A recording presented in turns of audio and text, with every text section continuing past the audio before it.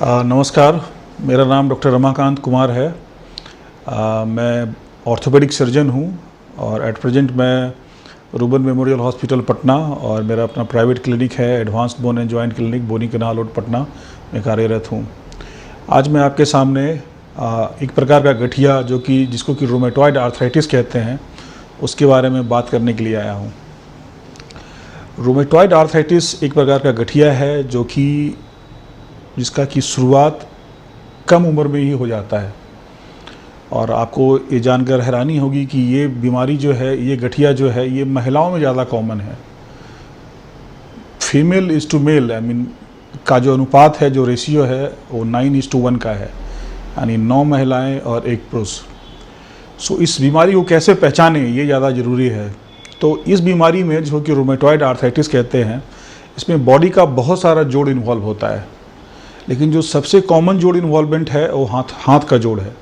तो सबसे कॉमन जोड़ इन्वॉल्व होता है, हाथ के जो छोटे छोटे जोड़ होते हैं, ये सबसे पहले और सबसे कॉमनली इन्वॉल्व होते हैं।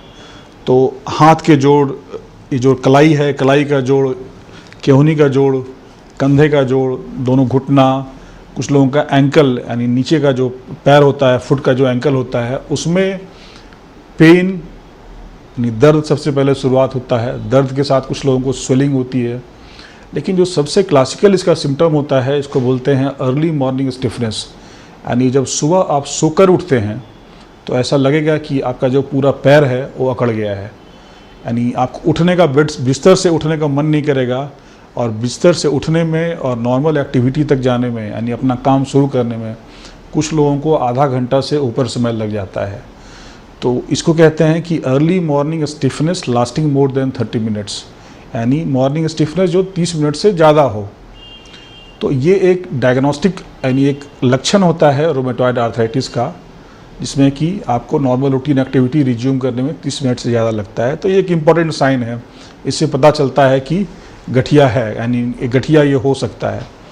तो पेन, स्वेलिंग और stiffness lasting more than 30 minutes, ये एक रूमेटॉइड आर्थराइटिस का लक्षण है, जो कि महिलाओं में ज़्यादा कॉमन है। इसकी शुरुआत कुछ लोगों में 20 साल, कुछ लोगों में 25 साल, कुछ लोगों में 30 साल की उम्र में हो जाती है।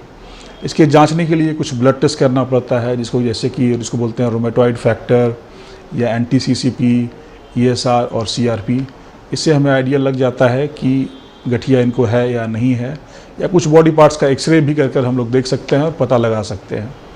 इसका इलाज नॉर्मली अगर सिम्टम्स माइल्ड हो तो कुछ एनाल्जेसिक्स, कुछ पेन किलर्स इनिशियली हम लोग देते हैं। अगर उससे पेशेंट रिस्पॉन्ड नहीं करता है तो एक इसका स्पेसिफिक मेडिकेशंस आता है, जिसको डिजीज मॉडिफाइंग एजेंट्स कहते हैं, जिसमें मिथोट्रेक्सेट होता है, फॉलिक एसिड होता है या हाइड्रोक्सीक्लोरोक्विन होती है।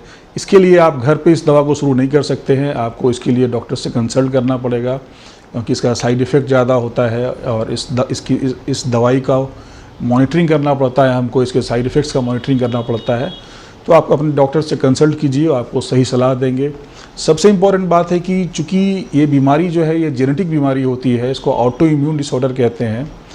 तो इस बीमारी को जड़ से ख़त्म नहीं किया जा सकता है, इसको आप कंट्रोल कर सकते हैं दवाइयों से।